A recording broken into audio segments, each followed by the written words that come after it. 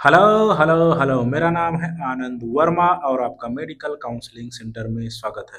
तो आज हम बात करेंगे अपने दोस्तों से, एससी एंड एसटी कैटेगरी के दोस्तों से, गार्जियन एंड पेरेंट्स से।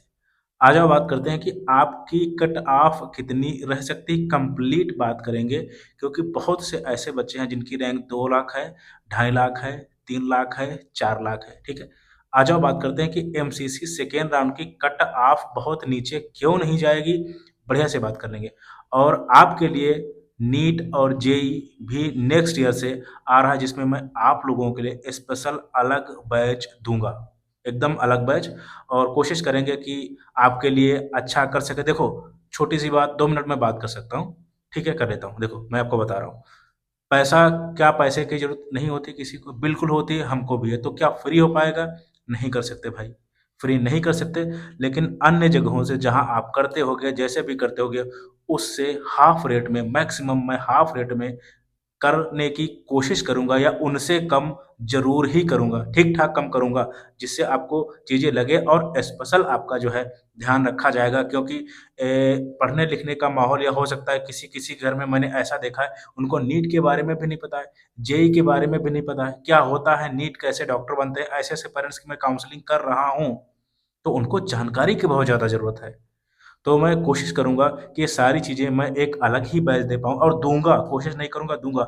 नेक्स्ट ईयर से नीट, जेईई भी आपके लिए आएगा, जिसमें बायोलॉजी मैं खुद पढ़ाऊँगा, बाकी टीचर्स होंगे, और जो है ऐप और वेबसाइट पे काम चल रहा है। और नेक्स्ट ईयर मेरा जो है होम टाउन लखनऊ में भी एक ऑफ़िस आने वाला है, और जो कि जनवरी या फरवरी में ओपन हो जाएगा, ठीक है? अभी तो बैंगलोर ही हैं हम। और आ जाओ, अब बात करते हैं। 2 मिनट टाइम ले लिया यार, बुरा नहीं लगना चाहिए, ठीक है? ओके, आ जाओ, ठीक है। कभी-कभी कॉमेडी कर देते हैं। आ जाओ। देखो, आपकी कट ऑफ क्यों डाउन नहीं जाएगी? सीरियस हो जाना आप, अब आ जाओ। देखो, सबसे पहले समझो, एक टर्म होता है सीट ब्लॉकिंग। सीट ब्लॉकिंग होता है, ठीक है? सीट ब्लॉकिंग का ऐसे मैं आपको समझाता हूँ। जैसे आपकी 3 टाइप की सीट होती है। एक होती है वर्चुअल सीट्स, एक होती है न्यू सीट्स, और एक होती है क्लियर सीट्स, यानी क्लियर वैकेंसी। वर्चुअल सीट्स वो होती हैं जो जो जिनमें बच्चा उन सीट पे रुकना नहीं चाहता, जिसमें से लगभग 400 एम्स की भी सीट हैं। यानी एम्स जैसे मेडिकल कॉलेज में स्पेशली जो नए बने हैं, उनमें भी बच्चा नहीं रुकना चाहता। आप समझ सकते होगे एम्स की क्वालिटी क्या होगी, ठीक है? और उससे देखो, डिपेंड करता है रैंक पे। अगर आपको एम्स जो नए वाले चूज़ करने पड़े, और उससे बेहतर मैं आपको बता रहा हूँ कि अपने स्टेट के टॉप कॉलेज चूज़ कर लेना, ठीक है? वो ज़्यादा बेहतर आपके होंगे। और तो वर्चुअल सीट्स वो होती हैं जहाँ पे बच्चा रुकना नहीं चाहता, या तो अपग्रेड के लिए लगा लगा रखा है, या रिज़ाइन के लिए लगा रखा है।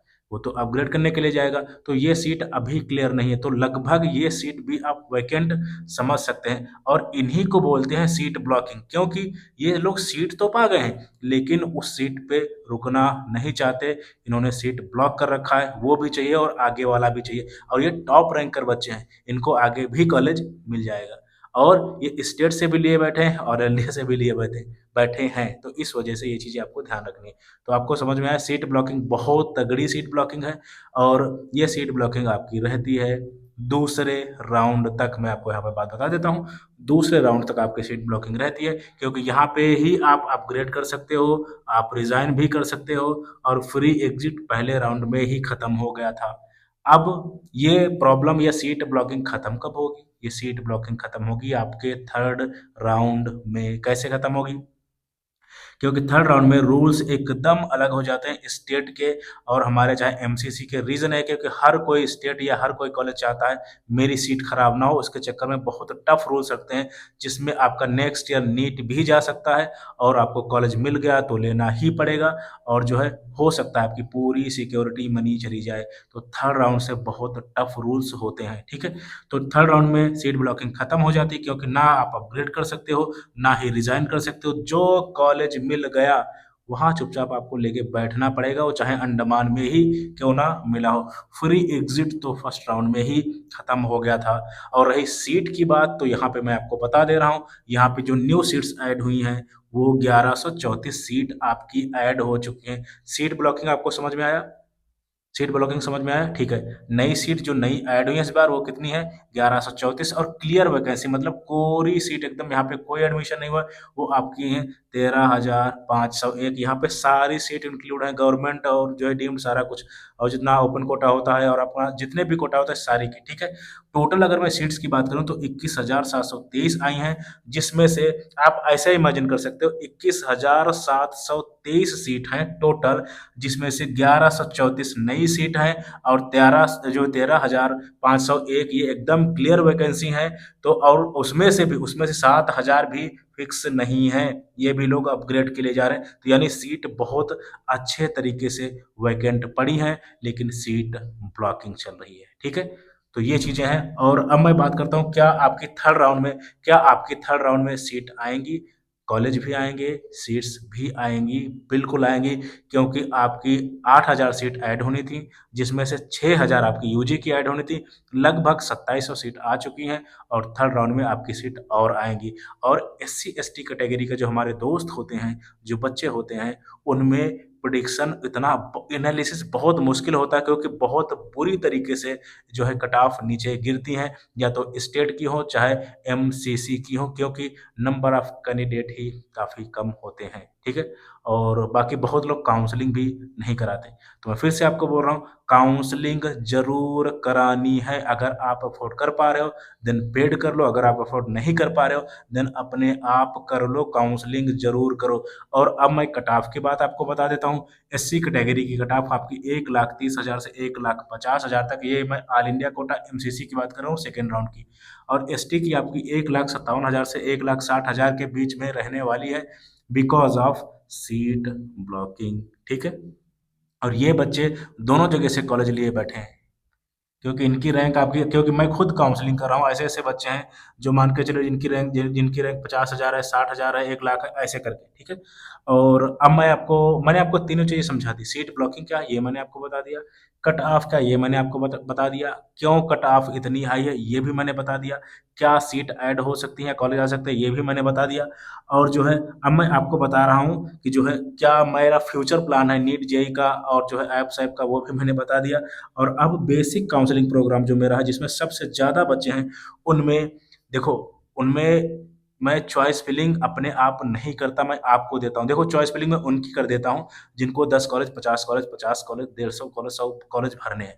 रीज़न है कि कॉलेज भरने में बहुत टाइम लगता है, मेरे पास भी 24 घंटे ही हैं। तो मेरे जो प्रीमियम मेंबर हैं या जो मेरे एडवांस जो मेंबर हैं, जिनको मैं सारा कुछ करके दे रहा हूँ, फिर उनमें दिक्कतें होने लगती हैं। इसी वजह से बेसिक प्रोग्राम में चॉइस फिलिंग नहीं रखी है। और ये डिपेंड करता है कितने कॉलेज देंगे, ये मेरे पे छोड़ो, डिपेंड करता है भाई आपकी रैंक क्या है।